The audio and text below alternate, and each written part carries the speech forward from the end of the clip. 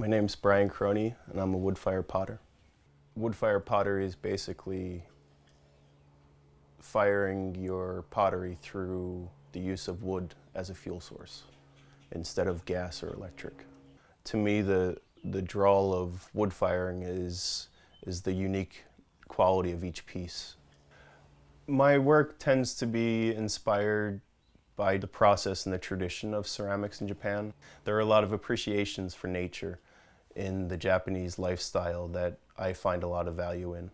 So a lot of my inspiration comes from taking hikes or being out in the woods or natural and organic materials. And what really makes my work important to me is the contrast of that smooth and rough. In the wood firing process, the ash from the firewood that you're burning is actually gathering on the work, similar to the way that snow would in a blizzard. And it drifts and it floats and it travels with the flame, and that ash is actually melting on the work to provide a glaze. Depending on where that piece is in the kiln, some areas are going to melt more, some areas are going to melt less and provide more of a texture.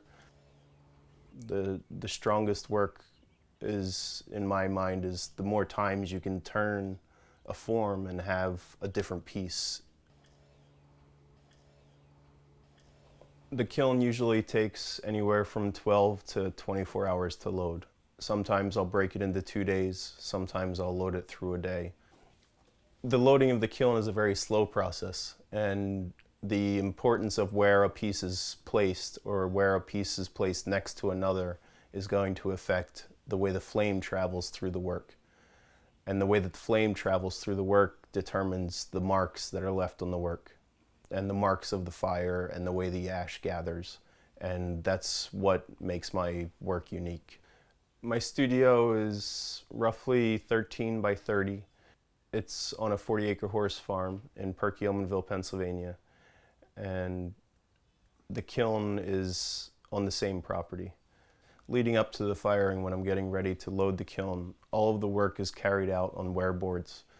And depending on the work and the size of the work is sort of how many pieces I'll carry out at a particular time.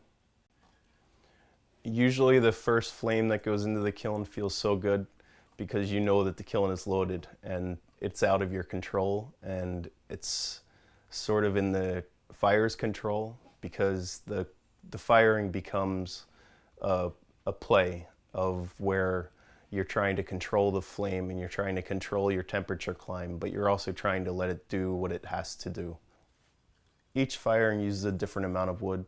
It depends on how long it's at the very hot temperatures because that's when it's burning the most.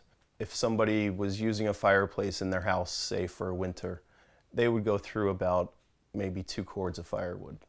And I go through about 1.5 cords of firewood to 3 cords of firewood typically in about 3 to 4 days.